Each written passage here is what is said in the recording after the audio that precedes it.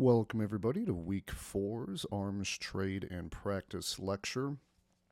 For this particular week, there's just going to be two readings. It's going to be the ITAR, then the DoD Green Book, which essentially gives you an overview of the FMS process and kind of a better idea of how exactly the U.S. looks to transfer arms. The reason why I kind of scheduled this in was because first, it's always nice when we get to week 4 to kind of take a little bit of a foot off of the gas here. So although there's two readings in there, and I would like you to read them, I'm not expecting you to look through the ITAR, page by page by page. This is essentially trying to give you a supplement to the lecture itself. And within this lecture, I'm going to give you guys kind of a crash course on how the U.S. actually trades in military defense goods.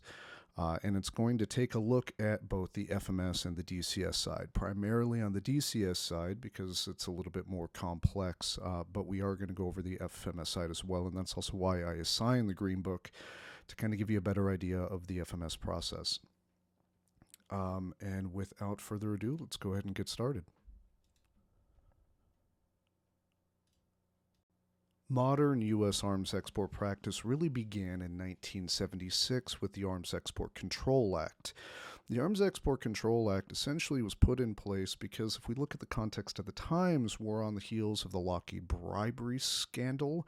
We're also at the heels of the Watergate scandal. So there was a push within the U.S. for increased transparency and compliance, especially when it comes to commodities which are much different than just regular old commercial commodities. So the Arms Export Control Act, or the AECA, came out in 1976. Now, essentially, the Arms Export Control Act provided the authority and the general rules for the conduct of FMS and direct commercial sales of technical data, software defense articles, defense services, and training. It's really important to keep in mind that as we're going through this lecture and we begin to talk about defense exports, it's not just tangible things. It can be intangible as well, and it's becoming increasingly intangible. A lot of the agreements, a lot of the military cooperation that we have involves the transfer of technical information, which may not be tangible. It could be something just as easy as a phone call. The fact is that if you are from the U.S. and you look to have a phone call with foreign engineers, let's say in France, on how to build a particular defense good, you have to have a license in place, and the government would like to keep track of that. So as we keep going through this lecture, you're going to see that the amount of control that's placed over U.S. arms exports is massive. And in fact, we have the most strict control regime out of the entire world here. But the AECA gave rise to basically everything. This is really the birthing document of arms export control law. Prior to that, yes, arms exports, of course, took place, right? The readings that you did last week and the week prior, of course, show that the U.S. obviously exported arms. But it was primarily done through FMS channels. It was primarily done through the government delivering defense goods from U.S. domestic contractors, not necessarily commercial contractors themselves going out and beginning to export. And in the beginning, this seemed like this was the right way to go. Unfortunately, with the Lockheed bribery scandal, which essentially saw Lockheed bribing German officials to buy the F-104, obviously created issues and questions of how much oversight the U.S. government actually had over this other element of direct commercial sale that was beginning to be more popular at that point in time. Now, the AECA essentially brings in all of these different government representatives to basically give the okay for any particular arms transfer.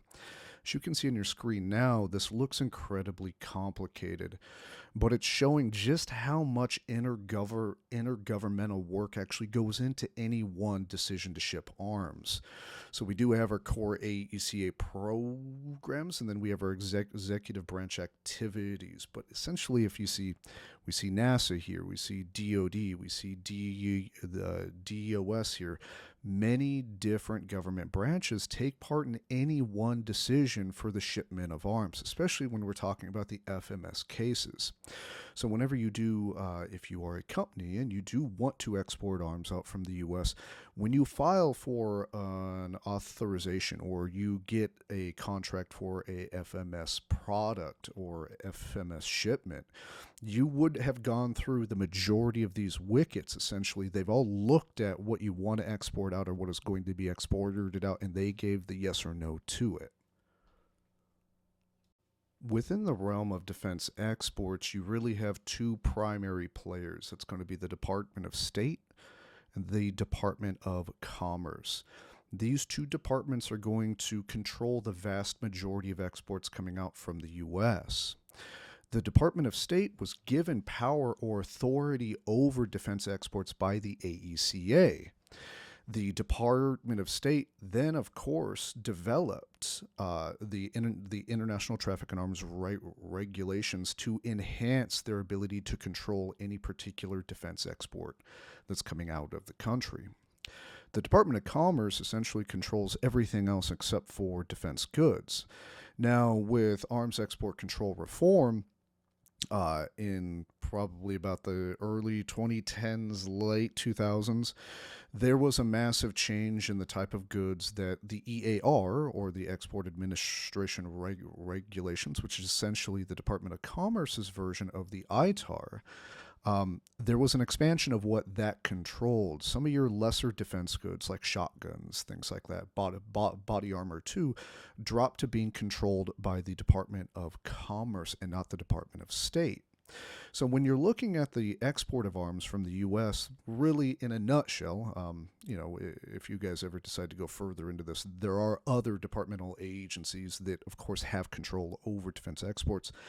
But the primary two are going to be the Department of State and the Department of Commerce. And they regulate the export of defense goods with the International Traffic in Arms Regulations, or the ITAR, for the Department of State, and the EAR, or Export Administration Regulations, for the Department of Commerce. Now, the Department of State, whenever there is an application for the export of defense goods, they do interact very closely with the Department of Defense. Whenever you do submit a request to export arms, that request is not only, of course, it's going to initially go into the Department of State or the Department of Defense Trade Controls, which is a subdivision of the Department of State, but they're also going to farm it out to the Department of Defense and varying other defense agencies to basically get their take on whether they should approve this particular export or not. I built this table here to basically give you a nice overview piece of kind of how the defense export regime is structured within the U.S. So again, we have the two primary export control regulators, which is going to be the Department of State and then the Department of Commerce. But even within these two larger departments, these sub-bureaus are going to control the actual approval of export of goods. In the Department of State's case, it's going to be the Bureau of Political Military Affairs, which is also going to be run under the Directorate of Defense Trade Controls, which is allowed to act under the Arms Export Control Act, or the AECA. And the regulation that the Department of State is going to use is going to be the International Traffic in Arms Regulations, or the ITAR. Within the ITAR, I'm just getting over the flu now. Within the ITAR, there's going to be a list of items that the ITAR is going to directly control. This particular list is going to be called the United States Munitions List, or the USML. You can look at that list and look at every defense good that the U.S. tries to control or wants to control for the export out of the country. On the Department of Commerce side, you're going to have the Bureau of Industry and Security. We often call them BIS. Within the trade. That's the office that you're going to directly apply for a particular export license to. They are, again, given the right to control the exports under the Export Control Act. That's going to be separate from the Arms Export Control Act. It's much older. And the regulation that the BIS is going to operate under is called the Export Administration Regulations, or EAR, as we call it in the business. Now, the Department of Commerce has an equivalent list as the Department of State, where the Department of State has the USML, the Department of Commerce has what's called the Commerce Control List. Now, this is much larger than the USML because the EAR is trying to control literally almost everything that the ITAR does not. So everything that you can think of, your computer, the glass that you drink out of, the phone that you use every day, the books on your shelf, all those are outlined within the Export Administration Regulation, and there may be a particular licensing requirement if you ever do look to export those out. The EAR essentially controls, again, everything except for arms themselves. So it's incredibly massive. From the control list, both the USML and the CCL, there are going to be classifications within those lists. These are the particular numbers in which basically define a particular good. So in the USML's case, you have classifications that take Roman numerals. So you might have a category 4A5, as we see here on the bottom left. That's going to denote a particular good. 4 is going to be... 4 is going to be missiles. A5, I forget the actual one. We'll go over an actual number here in the next few slides. On the EAR side, it's going to be primarily letters and numbers. There aren't going to be Roman numerals there. But the point of this is the classification for both of these. If you get a number, you can actually look at the regulations, whether it be the ITAR or the EAR, and look at exactly what type of item those numbers correspond to.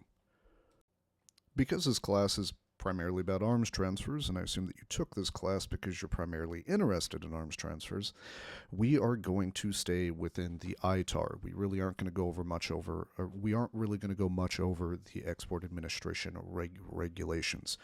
The ITAR, or the International Traffic in Arms Regulations, is essentially the main kind of regulatory export book that you are going to look at for any type of export of defense goods from the U.S. It's going to list literally every category of defense goods that can possibly be made or produced within the U.S., and it's going to set some type of control over those. The purpose of the ITAR is to control the export of defense articles, technical data, and defense services related to commodities controlled on the United States Munitions List, or the USML.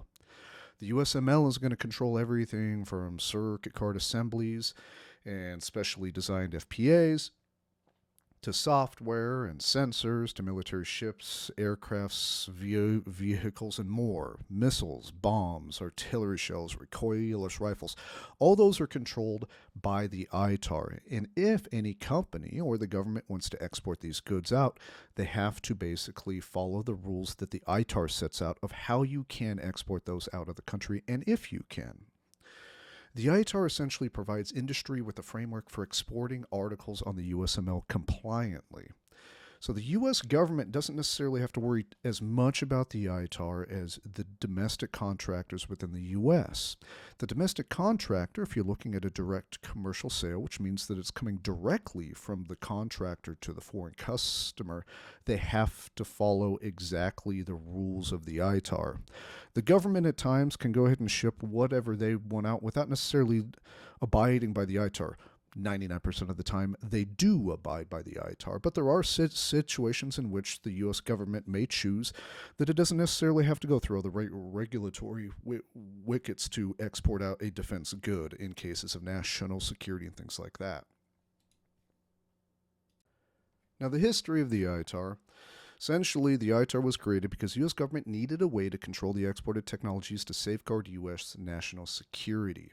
The primary reason why the ITAR, or even the AECA, was created was not only to control the export of goods to make sure that weapons weren't going out without the government understanding it. It was basically also to allow the control of the export of arms out of the country because we were exporting increasingly advanced pieces of technology out without even trying to safeguard these from being copied or being reproduced abroad. The U.S. government is very concerned as technology begins to increase in 1976 and then onward to today that we keep the primacy of our power. Our power comes from our massive defense industrial complex developing and producing the most state-of-the-art things, and we want to control that know-how on how to create those goods. So the ITAR was set out really to control companies' ability to export out these state-of-the-art goods, and then if you were allowed to export those out, there would be certain protections placed on going, okay, you can ship them a tank, but you can't tell them how to repair it. You can't tell them how to build it, because that could eventually reach a point to where the foreign country that just bought the tank could just build the tank itself. Then there's obviously an issue with that. The ITAR was enacted alongside the AECA in 1976 during the Cold War. So you had the AECA that came about, and then shortly after, the AECA then birthed the ITAR. The original wording of the ITAR was fairly overly restrictive. From 2003 to 2018, Arms Export Control Reform was enacted to kind of loosen up the reins a tad bit. What I really mean is, prior to really 2013, if you had a Humvee here and you wanted to export it out, it would be exported out under Category 7 of the ITAR. But prior to 2013, everything on the Humvee would have been controlled. The problem with that is, if a foreign customer is using it and they want to get their tire repaired or a new rim, the ITAR, how it was written, said that everything on the Humvee was to be controlled at the same level. The problem with that is that means anytime you want to ship out a rim or a rivet or just a generic nut or a bolt, if it went on the Humvee, it meant that you likely needed to go get a license. And that caused a huge amount of administrative burden both on the government and on the contractors themselves.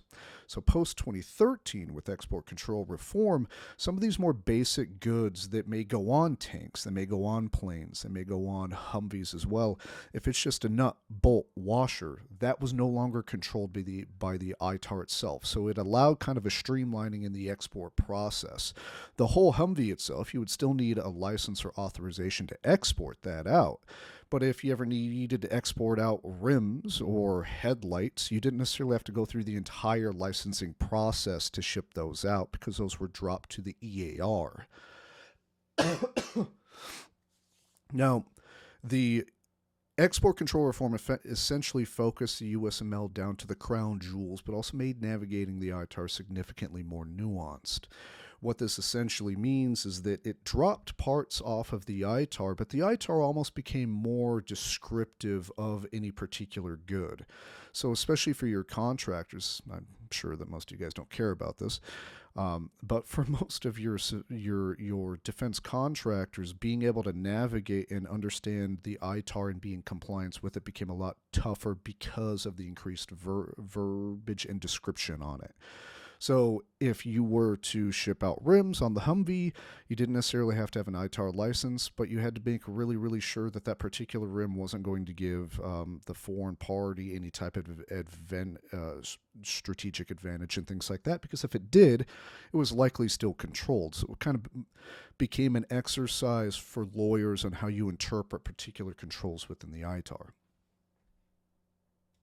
Prior to export control reform, the EAR really, nobody in the defense industry really dealt with it a whole lot, because the ITAR controlled almost everything that they made. So the primary set of regulations that you would have to check would be the ITAR. With export control reform in 2013, and the fact that the ITAR dropped a bunch of parts to the EAR essentially became an increasingly important set of regulations for the exported defense goods.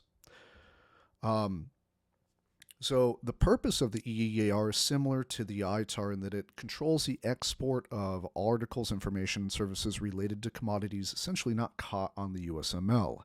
Anything that's not necessarily described by the USML or the ITAR is likely going to be caught and described within the EAR. The EAR controls a broad range of commodities, from parts and components for military items to commercial satellites and ball bearings. The EAR essentially controls the rest of what the ITAR doesn't, everything. It allows the U.S. government to control exports for reasons such as national security and foreign policy in short supply. So the EEAR essentially controls the export of everything else. And the reason why it's important there is, let's say that we have a country like Ethiopia that goes into war. There's obviously humanitarian issues. We're going to want to control exports into Ethiopia also to kind of exert leverage onto that particular country. The EAR is going to allow you to do that. So the average, let's say that they make or let's say that you have a company like Apple that makes cell phones. You could then restrict the export of cell phones out to Ethiopia. The EAR allows you to do that. The history of the EAR. The Export Administration Act was passed in 1979 as part of the 2009 export control reform that we just had talked about in reference to the ITAR. A hierarchy was applied to the Commerce Control List. Remember, the Commerce Control List is the EAR's version of the USML, and we'll go over exactly what the USML and the Commerce Control List looks like here in a few slides. So everything that dropped off of the ITAR essentially was now controlled in the EAR under what the EAR calls 600 and 500 series parts. If it is denoted by a 600 series or 500 series, that essentially means that it came off of the ITAR and is likely going to be more highly controlled than any other part within the EAR. It was meant to catch all the former USML items that fell off during the ITAR during export control reform. There's also another round of updates under the Export Control Reform Act that's kind of been going on since the Obama administration. They've been kind of pushing for that, and it's slowly been trickling out here and there. And the reason why I bring that up is to kind of let you guys know, especially when you're looking at arms exports, it's constantly changing. What you're allowed to export out without a license and with a license is consistently changing. So it's important that when you operate within that particular world to constantly check the USML and the CCL, the ITAR, the EAR, because they're constantly being updated. I tossed this flowchart in here to kind of give you an idea of how you decide whether or not you need to get an EAR authorization or an EAR, what's called exception, which essentially is an exception to a license. We aren't going to go too far into that because I don't want to bore you, and frankly, if you guys aren't dealing directly with it, exceptions and exemptions don't make a whole lot of sense. But this kind of shows how the decision making is done when you look to create a defense good and you ask yourself what regulation applies. And the first question is the commodity ITAR controlled? So the first step whenever you do have a defense good is then you go into the ITAR and then you look up that particular good and say, okay, I'm trying to build a tank. Is a tank controlled by the ITAR? You look at the USML, and then you find out, yes, it is controlled. So you work down the right side. Is it supporting a USG contract, i.e. FMS, Section 333, or USG OCONUS and all that? If it is, then it can likely go out under what's called an FMS exemption. That's separate from what we're going to talk about. We will talk about the generalized FMS process, but the FMS exemption is going a little bit too far in the weeds. If it is not supporting a U.S. government contract, if you're looking to ship out a tank and that tank is not in support of a U.S. government contract, meaning that the U.S. government isn't telling you to ship it out, then you're going to need to get what's called an ITAR export authorization. That's essentially you apply for a license and permission to ship those out. Again, just to go back to this, in case the last table made you a tad bit confused, let's go here to a nice little reference table that's kind of a truncated version of the table that we went over a few slides ago. There's two primary controllers of exports from the U.S. One, again, is going to be the Department of State, and the other is going to be the Commerce Department. The Directorate is going to be the Directorate of Defense Trade Controls for State Department, the Bureau of Industry and Security on the Department of Commerce side. The regulations used to enforce compliance with exports for the State Department is going to be the USML and the ITAR, and then on the Department of Commerce side, it's going to be the CCL and the EAR. And then, of course, the enumeration or the categorization is going to be referred to as categories within the ITAR, and then export control classification numbers or ECCNs per the Commerce Department. And that's going to make more sense just here in a few slides. So trust me, just work through it. We will get to the point where this makes more sense. This is what the USML looks like. So we have 21 different categories here. So it ranges anywhere from Cat 1, which is going to be firearms and related articles, all the way down to articles, technical data, and defense services not otherwise enumerated. It's also a catch-all section for the government to essentially say, if I really want to control it, then I can control it here. So ground vehicles is Cat 7, so your Humvees. Cat 4, for most of you working at Raytheon, you're primarily dealing with Cat 4 items. Cat 8 is going to be aircraft and related articles and so on. The point here is I'm trying to illustrate to you this is what the list looks like. This is what the ITAR is controlling, meaning any type of defense equipment that's being shipped from the U.S. that falls under those 21 different categories is going to be controlled in some way. And when I say controlled, what that essentially means is that the government wants you to apply for permission to export those goods because the government wants to keep track of what you're sending out and who you're sending it to. It behooves the government to understand, even if it is a direct commercial sale and the government isn't actually doing any of the shipping of military goods, it behooves the U.S. government to understand where all these different defense goods are going. And they do get the final say, whether it's a yes to export or a no to export. They get the final say in any type of export authorization application. Now let's get into the anatomy of a classification. Remember how I said that in the ITAR, the classifications were essentially called categories? This kind of explains it better for you here. This really gets down into the weeds. When you're looking at the USML, you're going to be given essentially a Roman numeral, a letter, and then a number. And with those, you can basically delineate what item you are referring to with that particular number. So the major end item is usually going to be the letter within the category itself. The major subsystems are going to be usually listed from B to W. Almost always a major end item is a subparagraph A. Okay. Technical data and defense software are always going to be in the last section of every category itself.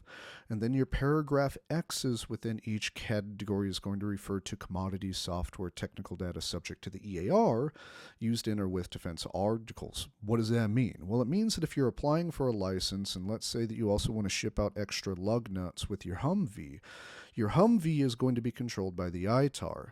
But it would be a lot of work if I have to put all of the lug nuts under a separate license for the EAR. So the Department of State actually lets you put the lug nuts on the license for the Humvee. You just denote it as Category X is controlled by the EAR. Essentially, that's just a way to save time and paperwork on the government side. If you look in the ITAR, and if you look on Category 8, this is what the USML looks like in real time in real life. So if I tell you that we have a Category 8A5, which is what we're showing here on the top right, that tells you everything that you need to know about whatever I want to export out. So if we look at Category 8, I know it is an aircraft and related articles. And then I'm paragraph A. So it's going to be aircraft, whether manned, unmanned, remotely piloted, or operationally piloted as follows. MT if the aircraft excluding manned aircraft has a range equal to or greater than 300 kilometers. MT denotes what's called the missile technology regime. Don't worry about that. If you ever get into export, you're going to have to worry more about that, but don't worry about that for now. And then the subparagraph 5 is unmanned aerial vehicle specially designed to incorporate a defense article, so like an MQ-9, right? So if I tell you that I want to export out a Cat 8A5, if you look up at the ITAR itself in the USML, you can see exactly what I'm trying to export. I'm trying to export out a specially designed UAV within Cat 8.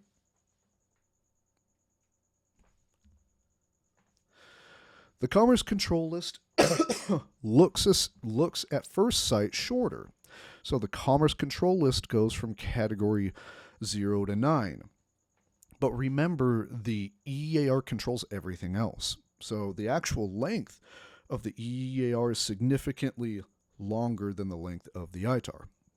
But it's delineated in kind of a similar way. So instead of a category that I would give you, like 8A5 within the ITAR, if I'm referring to the EAR, I would give you what's called an ECCN. ECCN is essentially a mix of letters and numbers. But if you know what the letters and numbers mean, just like the ITAR, you can do a quick hand to kind of understand what the exporter is trying to export. So this is an actual heading from the EAR itself. So we see 9A991. That is going to be aircraft not elsewhere specified. That's what NES means. And gas turbine engines not controlled by 9A001 or 9A101, and parts and components not elsewhere specified. Okay. I'm not going to show you 9A001 or 9A101. The purpose of this is just kind of give you an idea of what the EAR and the CCL actually look like. So if we break this all down, the first portion, the 9A991, is going to be referred to as the header. This is going to be the description of the commodity being controlled. Then you're going to have a section called licensing requirements. This specifies what commodities are going to require licenses based on end user country or reasons for control. So we see here the reasons for control are going to be AT and UN. AT means it has an anti-terrorism control, and then UN means that 9A991.A specifically is going to be controlled by any type of UN arms embargo. You're also going to have a list of what's called list-based exceptions. These are going to be, exceptions are essentially what you would use in lieu of a license. So if there is an exception here that you determine that you can use, it means that you don't have to apply for a license. You can go ahead and use what's called the exception. Again, I'm not going to go too far into the weeds because you guys aren't arms export control professionals, so this is just to give you an idea of exactly what these arms export control regimes kind of look like. So here's your ECCN. So if we take a look at 9A991, 9 is going to refer to the category of the good, okay, and 9 is going to be aircraft, parts and components thereof, I believe. A is going to be the product group. So A is going to primarily be what the ECCN defines as hardware, so your actual end item. And then 991 is going to be the type of control. Usually what's interesting about the EAR is the further that you go in that number, the larger that number is. Usually the lesser control you have on it. So if you get up into the 900s, that usually denotes lesser control over it. So if you know if you're in like the 8 and 900s, chances are you probably don't have to have a license, but that's kind of a rule of thumb that does have exceptions. Then you have a subparagraph here, .A.1. So if somebody tells me that they would like to export out a 9A991.A.1 commodity, I could go to the CCL, look at it and go, okay, 9A991 is aircraft not elsewhere specified.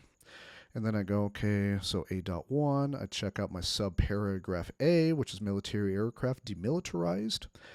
And then as follows, and then .1, I go down to A1. So it's cargo aircraft bearing C designations numbered C45 through C118 inclusive, C121 through 125 exclusive, and C131 using reciprocating engines only. That's telling me the type of good that somebody is looking to export out. And that's essentially how you roll through it, and you kind of translate ECCNs and ITAR control numbers. All right, so now that we go through all kind of the dry stuff, not necessarily that's going to get any less dry here.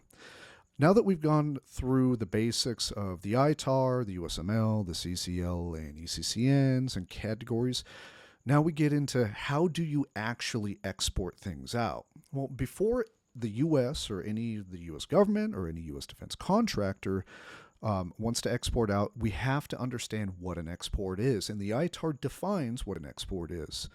An export can include defense articles, technical data, defense services, technical discussions, meeting with the customers. I believe the bottom left was supposed to be factory visits too. Sorry, that looks like I got cut off. But the point here is And what I want you all to keep in mind, especially when you look at like the SIPRI data and all that, when we're talking about defense exports, we aren't just talking about tangible goods. We're talking about everything else as well.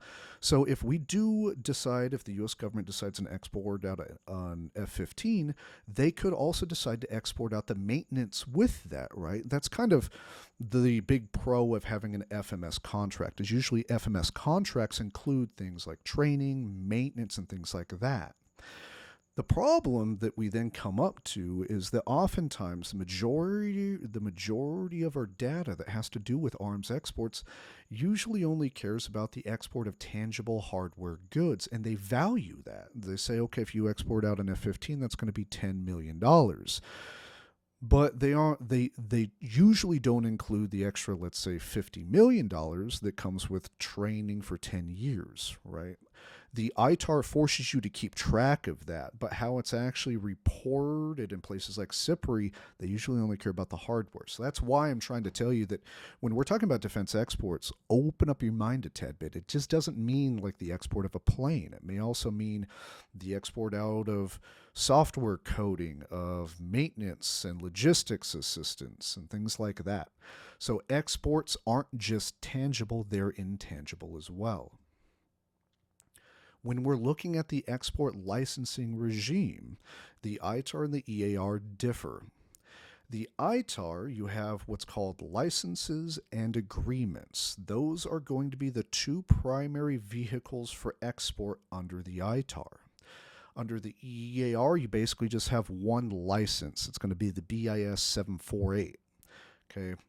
If you look at the time to obtain the license, when somebody applies for a license on the ITAR side, you're usually looking about 60 to 90 days, and then 90 to 120 days for an agreement, because agreements are more complicated. We'll go over that in just a few slides.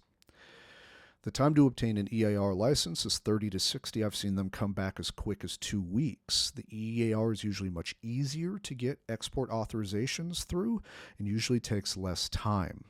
There's a good reason for that, right? Usually if you're dealing with the EAR, you probably aren't dealing with too many defense goods, or even if you are dealing with a defense good, it's not going to be as controlled or as sensitive as the defense goods that are going to be controlled under the ITAR.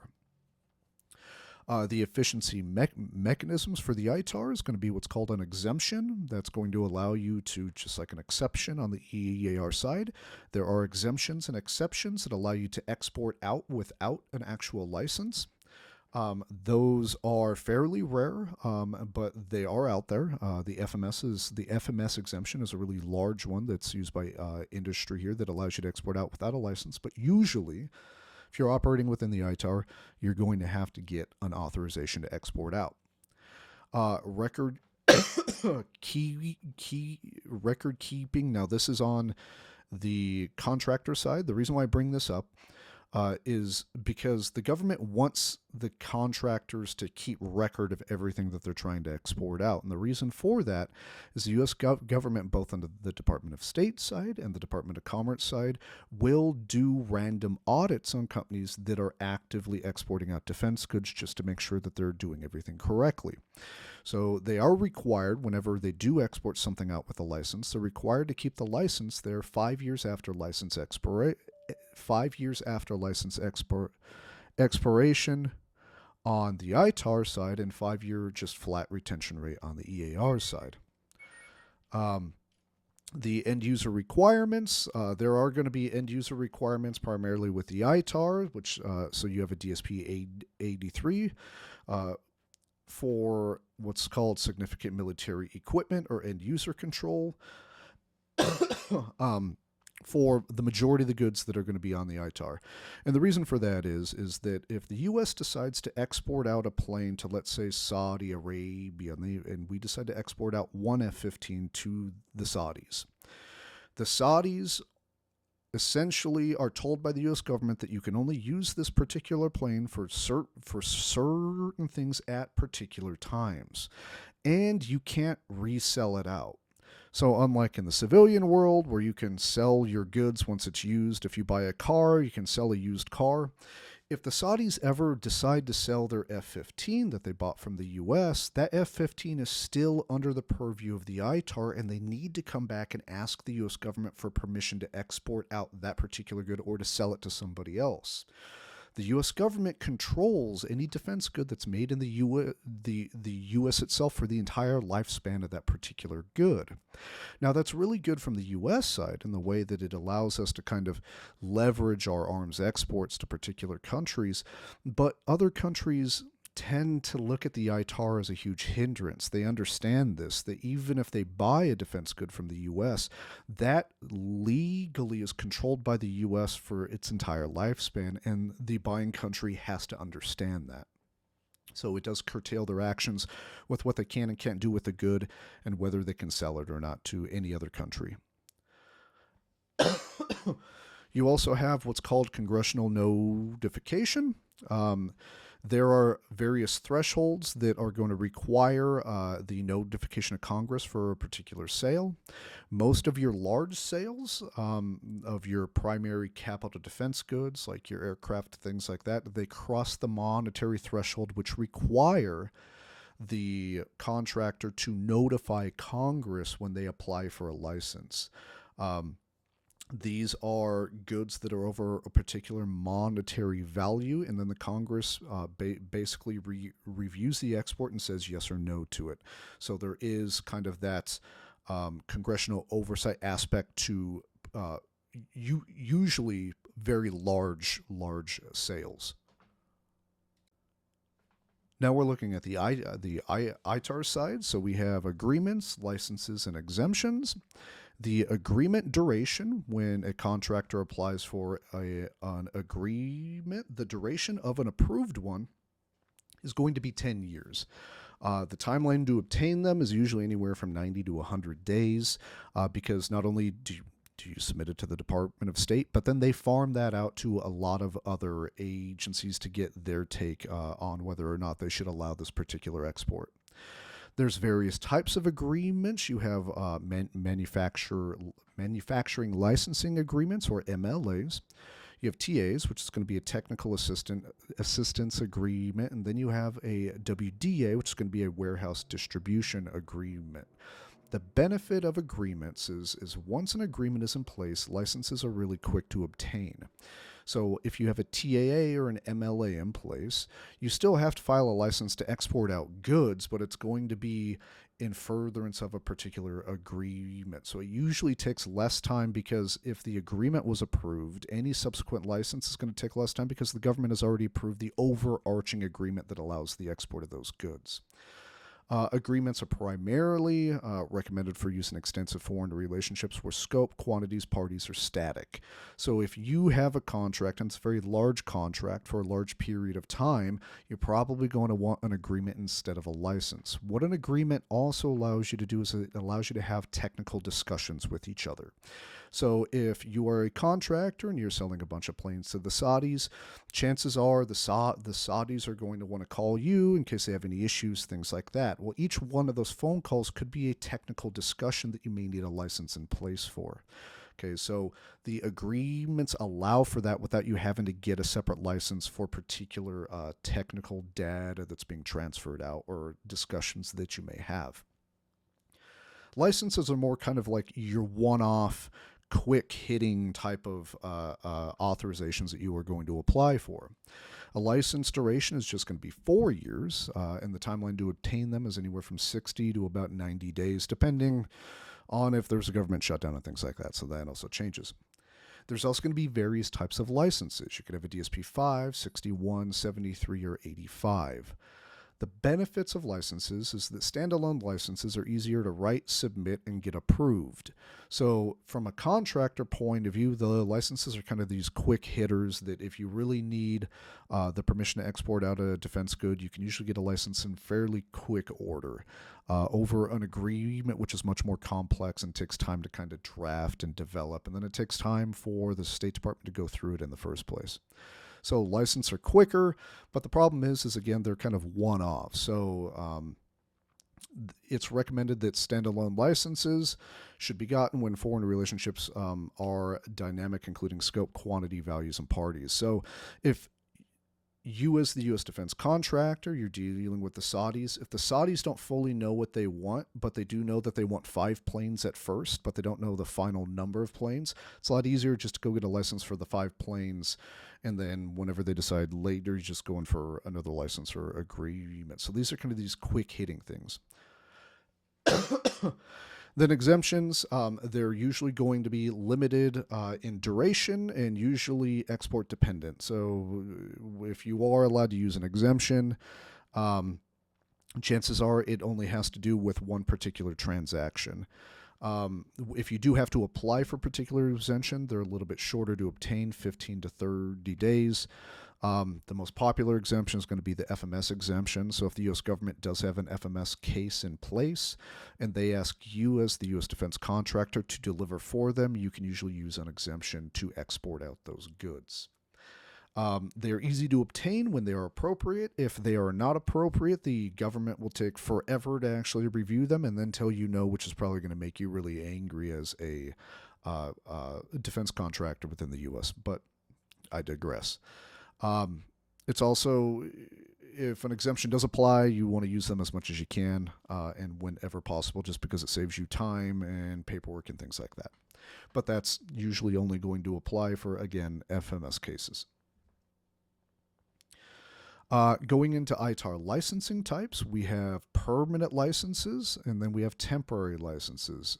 The permanent export license means that I'm going to export out a particular good to another country and it is going to stay there. So if I am trying to export out a plane to Saudi Arabia, I may file for a DSP-5 permanent export license. What that means is that I'm asking permission for the government to export out this plane that is going to stay in Saudi. A temporary export, like a DSP-73, you can apply for, which is especially useful in demos. So let's say that I have a plane and there's a demonstration or a large defense expo in Dubai each year, and I want to send this plane to show off to all these other potential customers and things like that. I would use a DSP-73 to do it. What the DSP-73 essentially is asking the government to do is to temporarily export my plane out to Dubai and then bring it back within a particular amount of time. You also have temporary import licenses as well. We dealt with this a little bit when I was with Raytheon. Let's say that a foreign customer wants to see if something fits. You may have to do a DSP-61 to temporarily import that particular platform into the U.S. to see if the good fits on it, and then you can go ahead and ship it back after you're done. Again, for permitted exports, you're primarily going to use DSP-5s. Again, it's going to authorize the export of certain technical data, hardware, and defense services. But remember, it's a one-way permanent export. So we're going from country A to country B. It's going to stay in B. A DSP-73 is going to be a tad bit different. You're going to export out, and then you're going to subsequently permanently export it back in.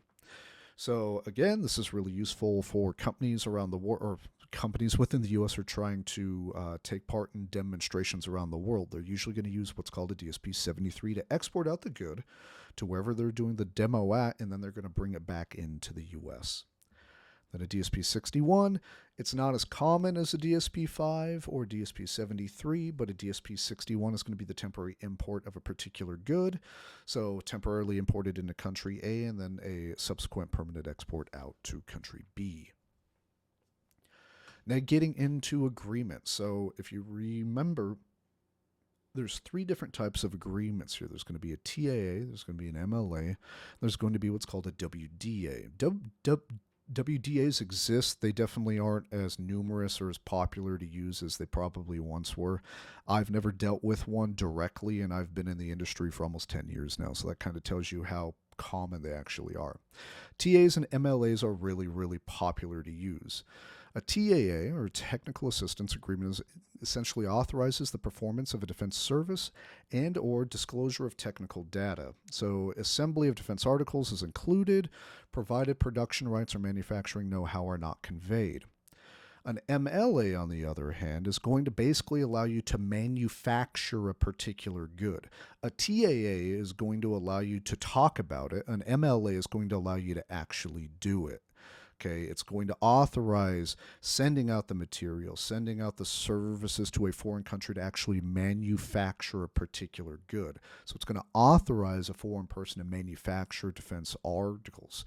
Now, MLAs also authorize the export of technical data, defense services, or defense articles, just like a TAA does. But the reason why you get an MLA is because you want to teach the foreign party how to actually manufacture a good. If you aren't looking to teach the foreign party how to manufacture a good, a TAA is usually going to suffice. Now, how do licenses and agreements kind of fit into one another?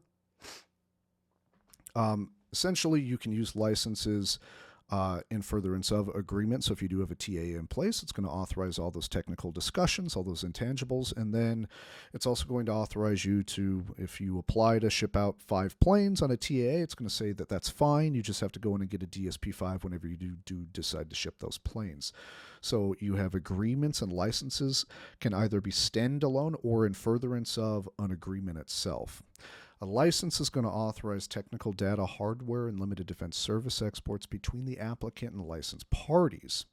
So exports and meetings or discussion format are pretty limited to the information contained on the technical documents as authorized by the license. A TAA is a little bit more open than that. And I refer to TAA because that's the most commonly used one, but this also applies to MLAs as well. In an agreement, the agreement is going to authorize the export of defense services to foreign parties and among the foreign parties. So it may authorize the manufacture of defense articles abroad, and it may authorize the establishment of distribution point abroad for defense articles of U.S. origin. Kind of the point that I want to get to you here is that agreements are kind of these overarching authorizations to export out defense goods. They basically allow you to do almost everything. You can talk to the foreign party, you can work with multiple foreign parties, you can talk about manufacturing and all that. Licenses are usually primarily only dealing with the shipment of hardware itself, and agreements cover everything else.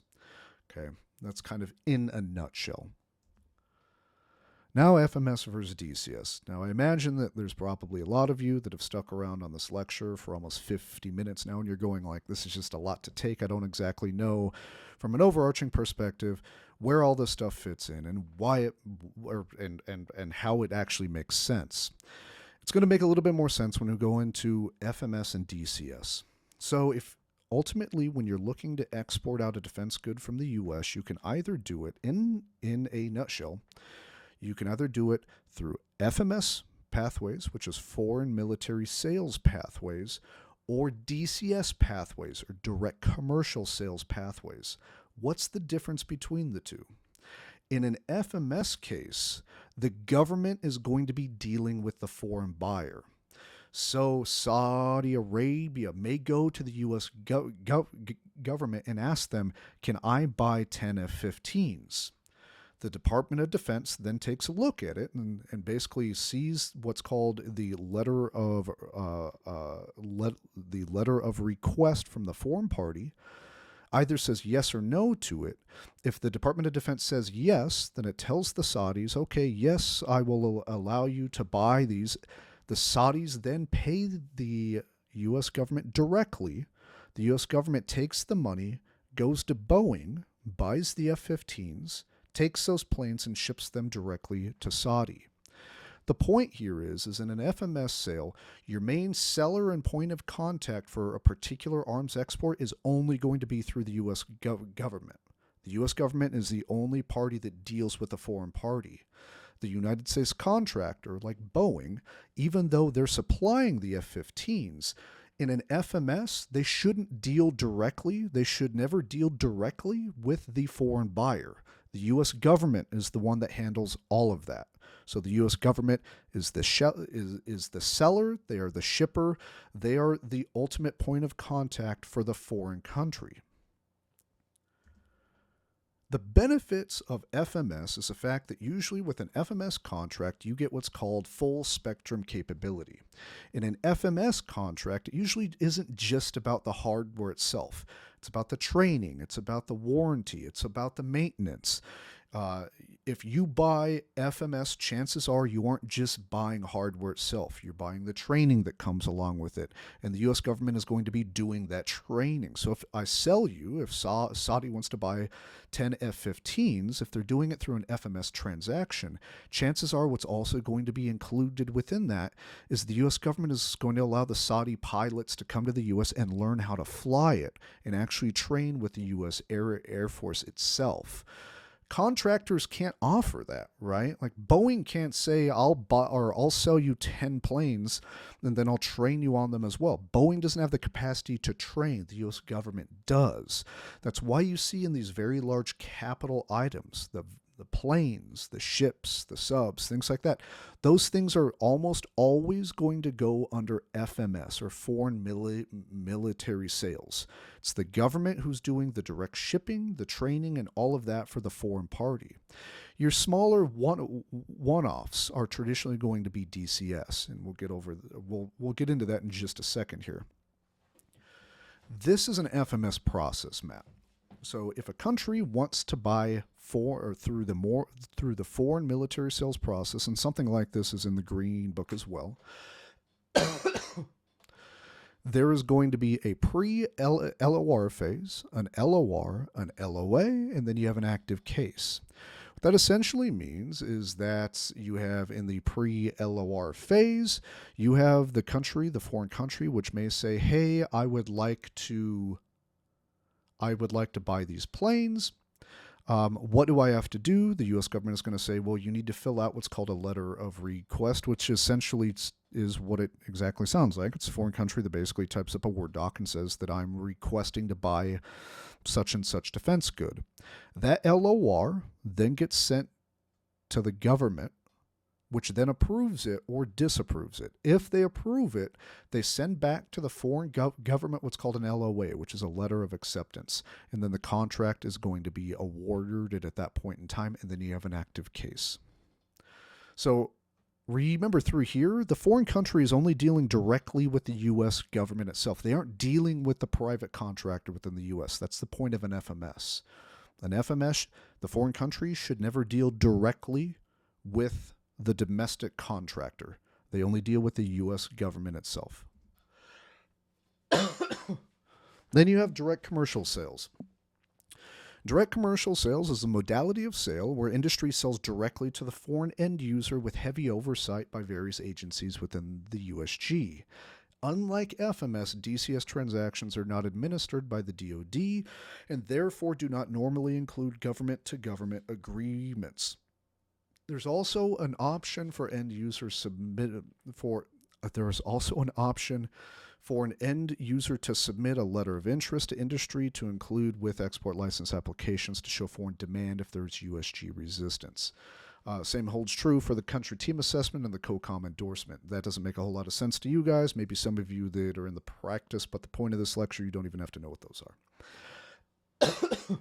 A direct commercial sale essentially means that a foreign state, let's say that Saudi would like to buy, TOW missiles from Raytheon here in the U.S. They can actually call Raytheon directly and say, I would like to buy X amount of missiles, and then Raytheon essentially goes, oh, okay, I do have those in stock, and if they decide to sell it to them, then they apply for a license through the U.S. government, so Raytheon submits the license, or Boeing if they're trying to sell planes. Submits a license, the U.S. government looks over the license. If it's kosher to them, if it's not going to cause too many issues, then they're going to say, yeah, sure, you can go ahead and ship out. And then they have the authorization to allow the export itself.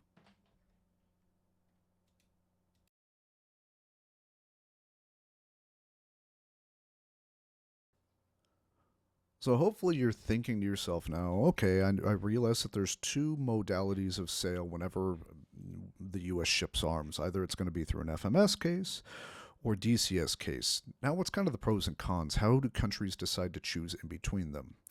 Well, in one way, the way to choose in between them is what the government requires. For much of our really high-tech stuff, like the F-35, companies aren't allowed to direct commercial sale those goods. So if a country wants an F-35, they have to go through the FMS process.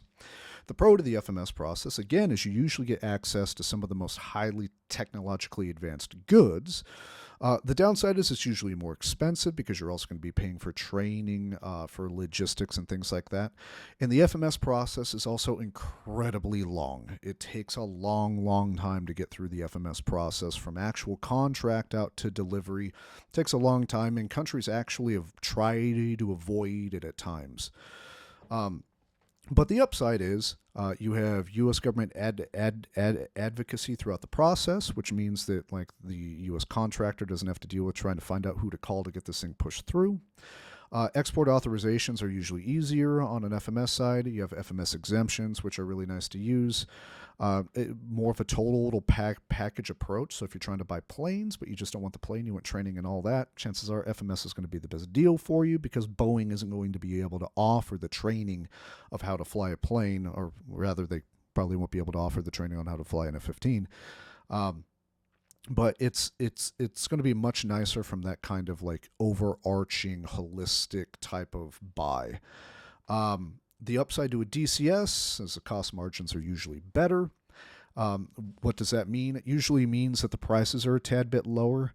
That's just because there's not as much stuff that you're going to be offering on a DCS case. You probably aren't going to be offering the same type of training and things like that. And trying to contract the U.S. government or the U.S. Air Force to train pilots on the FMS side, that's expensive. On the DCS side, you usually aren't going to be buying that type of thing, so the costs are going to be lower. um, it's the DCS process is faster. Don't worry about TIS for this technology security foreign disclosure for you guys. It probably doesn't mean a whole lot. But the DCS side is traditionally faster because if you are allowed to transfer on the DCS side, chances are the government is thinking that that particular defense code isn't as advanced, so it's just going to be quicker. And then you also have greater agility in trying to tailor a program as well. The FMS case, the government is basically going to ship whatever or shape whatever the foreign country would like to buy. So if Saudi wants planes, that's fine. The U.S. government may offer that, but then they say, well, if you're going to buy planes, then you also have to buy training and things like that. Right? On the DCS side, the foreign country can operate directly with the domestic defense firm like Raytheon, like Boeing, and shape exactly what they want and pay for only what they want. Again, downside of the FMS, the pricing of the item is also dictated by the U.S. government, not the contractor itself. Timeline is going to be longer. USG program management, that just you deal with more bureaucracy on the FMS side. The DCS downside, USG advocacy through the contracting process is limited. What that essentially means is because the government isn't necessarily going to get a cut of the money, they aren't necessarily as excited to work with you for that export process. So it just you have to find the right person to call to kind of get these things pushed through. Industry burden for export approval. Companies within the U.S., because export control has become such a big thing, especially in the last 20 years, larger companies have a very robust export program. But your small mom and pops, it can be daunting trying to go through a DCS process. It's much easier for a mom and pop shop that may develop, like, let's say, like AESA radars and things like that. It's much easier for them to take part in an FMS case because they just hand off all the equipment to the government. On the DCS side, they're going to have to apply for a license, and not that licenses are overly complicated, but it's pretty intimidating for somebody who's never been through the process to have to file a license, talk to the government, things like that. So it's a little bit more complicated on that side. You also have to deal with corruption in foreign countries, which may come back to bite you. If there is corruption that's going on, a lot of defense companies don't necessarily want to deal with that. So on the DCS side, you usually see a lot of your primes only dealing with countries which are pretty well trusted. When we're shipping to countries which we don't traditionally ship to, it's not uncommon for that to be primarily on the FMS side, just because companies like Boeing, things like that, don't necessarily want to take on the risk associated with any type of corruption or things like that. And then contracting with an inexperienced foreign party. With the DCS side, you have to deal directly with the foreign country, and if there's requirements on licensing for like an end user statement, things like that, you also have to directly kind of teach the foreign party how to go through the process and things like that. So there are upsides and downsides to this. But wait, there's more. So you remember when I was talking about congressional notification a few slides ago, then kind of skipped over it? Well, congressional notification is a really big thing. I mean, this is what Menendez stalled the Saudi arms exports in 2018 for, right? Like, Congress has a say in arms exports coming from the U.S. as long as it passes particular thresholds. Now, unfortunately, Menendez also got caught with gold bars in his jacket, but, hey, that case is ongoing, interestingly enough. So on congressional notification, if you are doing FMS, the AECA requires that all FMS cases and sales should be approved by Congress.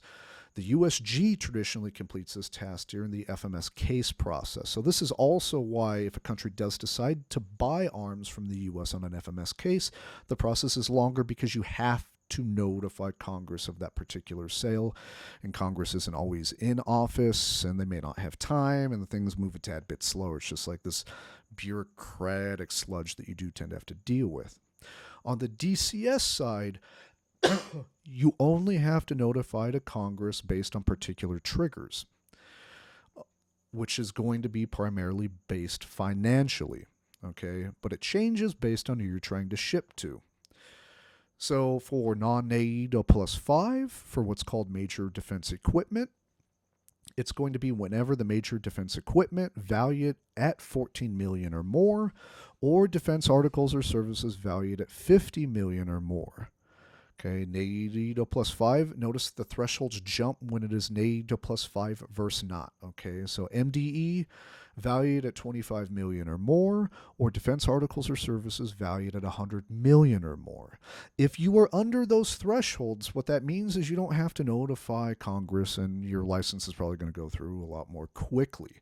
If you are over those values, you are required by law as a U.S. defense contractor to notify Congress, and it extends out your licensing time by quite a bit. But this is the type of oversight that Congress does have. There is discussions about trying to increase that particular threshold, just because industry thinks that it takes too much time and they want to get more sales through, things like that. Congress... There's a few advocates who want to lower the threshold because they want to control all arms sales. Anyway, the point is that Congress has a role in the oversight of arms exports coming from the U.S., and they want more, and then industry wants them to have less. I feel like that's probably going to be a fight that we're always going to have. But it also changes based on the type of good that you're trying to export out. So when I'm talking about commercial firearms, so commercially licensed exports of firearms controlled under Category 1 of the USML in an amount of $1 million or more.